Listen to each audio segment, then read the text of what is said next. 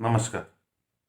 आप सभी को प्रणाम करता हूं। राजस्थान के सभी प्रबुद्ध नागरिकों को, समाचार पत्रों के संपादकों को, सभी नेताओं को और सभी सक्रिय लोगों को और सभी बुद्धिजीवियों को प्रणाम करता हूं। मैं एक प्राइवेट स्कूल संचालक हूं साहब। एक प्राइवेट स्कूल का संचालन करता हूं। रोज अखबारों में गाली सुनता हूं साहब। मैं बहुत बड़ा गुनाह कर रहा हूं। मैं शराब नहीं बेचता, फिर भी गाली सुनता हूं। प्राइवेट स्कूल वाले लूट रहे हैं, लूट रहे हैं, लूट रहे हैं। इनकी फीस माफ करो 3 महीने की। साहब मैं इतना सा कहना चाहूंगा, हो सकता है कुछ प्राइवेट स्कूल वाले हों, कुछ जिनकी फीस 50-60 हज़ार से ऊपर हो, जिनमें हो सकता है साहब आपके बच्चे पढ़ते हो, एमएलए साहब के पढ़ते हो, मंत्री जी के पढ़ते हो, कलेक्टर साहब के, आईएएस अफसरों के, नेताओं के, जजों के, समाचार पत्र के संपादकों के, पत्रकारों के। हो सकता है साहब वहां लूट रहे हो, तो साहब उनका नाम छापो ना। उन लूटने वालों का नाम तो छापो, पर सबको तो मत बदनाम करो साहब। मैं थोड़ी सी आपको बता देना चाहता हूं साहब, हम कौन है। हम एक बीएड किए हुए लोग हैं जो सरकार से नौकरी मांगने गए थे। सरकार के पास नौकरी नहीं थी साहब, तो हमने सोचा शिक्षा का काम कर लें। तो जब गए तो मालूम चला एक आदमी तो स्कूल नहीं खोल सकता, एक समिति बनानी पड़ती है, फिर उसको रजिस्टर्ड करना पड़ता है, न लाभ न हानि लिखना पड़ता है। पर साहब धोखा देखिए वहां, वो समिति ये नहीं कहती पैसा कहां से लाएगा। फिर हम साहब इधर उधर से कर्जा करते हैं, उधार करते हैं। कानून में तो कोई सुविधा ही नहीं है साहब। उद्योग को, व्यापार को, दारू की दुकान खोलने वाले को लोन मिलने की सुविधा है, पर साहब हम स्कूल वालों को कोई सुविधा नहीं है। हम खुद ही जमीन लेते हैं साहब, ये जमीन भी हम ही खरीदते हैं, या फिर अपने घर में स्कूल खोल लेते हैं नीचे और 2 कमरे में ऊपर रह लेते हैं। कानून में तो कोई प्रावधान नहीं था। हम बिजली का कॉमर्शियल बिल देते हैं, हाउस टैक्स देते हैं साहब। फिर जमीन का हमें कन्वर्जन कराना पड़ता है साहब। फिर 10 से 12 लाख रुपए दे के मान्यता लेते हैं साहब। अब कहां से लेंगे साहब? ये खर्चा कहीं से तो निकलेगा ही ना। सरकार हमसे शर्तें भरवा लेती है साहब। टीचर को तनख्वाह नहीं दे तो कार्रवाई करे, बच्चे को पढ़ाए, बच्चा फीस नहीं दे तो उसका नाम नहीं काट सकते साहब, उसकी टीसी नहीं रोक सकते, उसकी मार्कशीट नहीं रोक सकते। वो बोर्ड से जाके डुप्लीकेट मार्कशीट ले आता है। और मजे की बात लो साहब, अगर बोर्ड में हम 500 रुपये फीस जमा नहीं करें तो बोर्ड एग्जाम नहीं लेता। सरकार की मान्यता की फीस हम 1 घंटा लेट दे दें तो डबल लगती है साहब। और हमें फीस अगर 12 महीने के 12 साल नहीं मिले तो कोई इलाज नहीं है साहब। इतने करके घर घर चलाते हैं साहब। एक छोटे छोटा स्कूल संचालक होता है ना साहब, उसके यहाँ भी 20 लोगों के घर पड़ते हैं। टीचर से लेके, बाईजी से लेके, गार्ड से लेके, ऑटो वाला भी हमारे भरोसे खाता साहब। कुछ लोग हमारे स्कूल के बाहर परचूनी की दुकान खोल लेते हैं, बीड़ी बिस्कुट बेच के अपने बच्चों का और अपने घर का पेट पालते हैं साहब। हम क्या गुनाह कर रहे हैं साहब? हम राजस्थान के 91 लाख बच्चों को पढ़ा रहे हैं। सही पूछो तो हम आपका बहुत बड़ा भला कर रहे हैं साहब।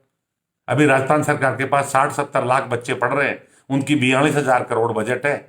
ये 91 लाख बच्चे भी सरकारी स्कूल में पढ़े तो कितना बजट हो आप सोच सकते हो क्या साहब? इतना बजट है हमारी सरकार के पास, इतनी बिल्डिंग है। हमारे जो 60 लाख बच्चे पढ़ रहे हैं उनको हम सुविधाएं दे पाए हैं? नहीं दे पाए। मैं मानता हूं सरकार की मजबूरी है। तो साहब फिर आप कैसे कह रहे हो? और फिर माफ कैसे कराना चाहते हो साहब? उस टीचर की तनख्वाह माफ कर दें क्या? अच्छा माफ कर भी देंगे साहब आपके कहने से, फिर उसका परिवार क्या खाएगा? उस भाई जी का परिवार क्या खाएगा? इस बिल्डिंग का किराया नहीं लगेगा साहब 3 महीने का। आपकी बिल्डिंग होती है, आप किराया मुफ्त में दे देते साहब। इसे किराया देना पड़ेगा साहब, बिजली का बिल देना पड़ेगा, जो लोन ले रखे उनकी किस्तें देनी पड़ेगी। हाँ साहब आपको ये लगता है 4 बसें खड़ी है, पर वो 4 बसें किस्तों में है साहब। और ज्यादातर के आप उठा के देख लेना फाइनेंस कंपनियों से, ज्यादातर स्कूल वालों की बसें की किस्तें बाउंस होती है, हम डबल डबल चुकाते हैं। और वो क्यों होती है साहब? क्योंकि हमारे पेरेंट्स गरीब होते हैं, उनके पास पैसा नहीं होता। वो जब आके हाथ जोड़ के निवेदन करता है ना, वो आपकी तरह माफ कराने नहीं जाता साहब, न अखबार में लेटर लिखता। वो आके हाथ जोड़ के कहता है गुरुजी इस बार बिटिया की शादी है, मैं 2 साल तक फीस नहीं दूंगा। अरे बाबा कुछ तो दो कि माफी जाऊंगा नहीं। गुरुजी इस बार फसल खराब हो गई, मैं नहीं दे पाऊंगा। सर मैं छोटी सी नौकरी करता हूं, मुझे तनख्वाह नहीं मिली, मैं नहीं दे पाऊंगा। चाहे शहर हो चाहे गांव हो, जो छोटा आदमी है उसके बच्चे हमारे यहाँ पढ़ते हैं, और वो सीधा हमसे आके बात करता है। वो चिट्ठी नहीं लिखता, न सरकार को, न मंत्री को, न मुख्यमंत्री को, और वो ना किसी एमएलए के पास जाता।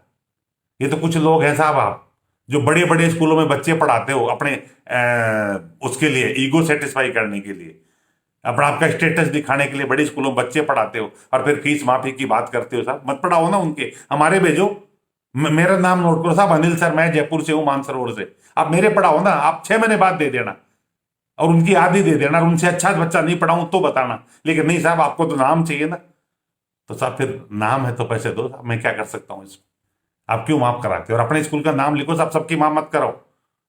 आप अगली बार से आप मांग करो अपने स्कूल का, मैं फला स्कूल मेरा बच्चा पढ़ता है, उसकी फीस माफ की जाए। सब जानू साहब आपकी हिम्मत। चाहे आप पत्रकार हो और चाहे आप नेता हो। आप पार्षद बनना चाहते हो साहब हैं, और झूठी वाई वाई लूटने के लिए हमारे गले पे तलवार चलाना चाहते हो। आप एमएलए बनना चाहते हो, बनो ना साहब। हमारे गले पे तलवार चला के क्यों बनना चाहते हो? हमारे बच्चों का पेट क्यों काटना चाहते हो आप ये तो सोचो। हमारे भी परिवार है, हम भी कर्जा चुकाना है। आइंदा से हाथ जोड़ के निवेदन करूं साहब, कभी फीस माफी की बात करो तो अपने स्कूल का नाम लेके उसकी माफ करो।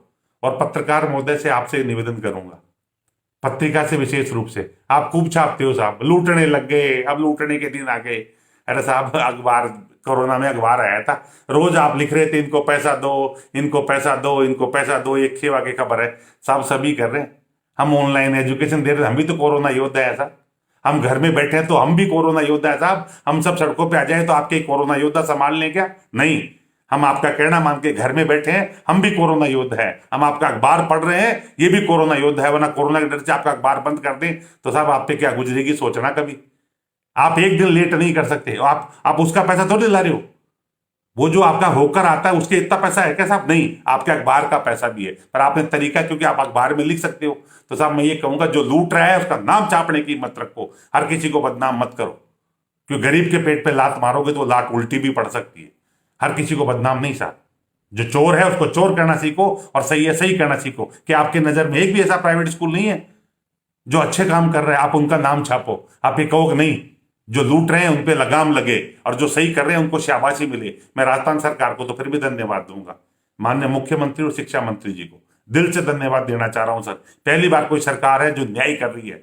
हमारे मुख्यमंत्री जी को मैं धन्यवाद दूंगा, पहली बार किसी मुख्यमंत्री ने अपने मन से ये कहा है कि मैं ये देखूंगा कि स्कूल के ताले भी नहीं लगे। धन्यवाद साहब। जनता का और राजा का ये फर्ज भी होता है, लेकिन ये फर्ज नहीं होता कि एमएलए बनने के लिए, पार्षद बनने के लिए आप गलत मांग उठाओ। ये बीजेपी के जो नेता मांग कर रहे हैं, मैं उनसे ये कहना चाहूंगा, करा दो, आपकी दिल्ली सरकार से पैसा दिलवा दो, फंड हम तो माफ कर देंगे। आप अपने एमएलए फंड से पैसा दो, हम तो माफ कर देंगे। आप सरकार के बाहर हो तो कुछ भी मांग कर लो, वेरी गुड साहब। जब आप सरकार में आओ तो करके दिखाना। ऐसा नहीं चलेगा साहब। आप चाहे बीजेपी के हो चाहे कांग्रेस के हो, हमारे लिए आप पूजनीय हो, पर गलत नहीं साहब, गलत नहीं। जय हिंद, जय भारत।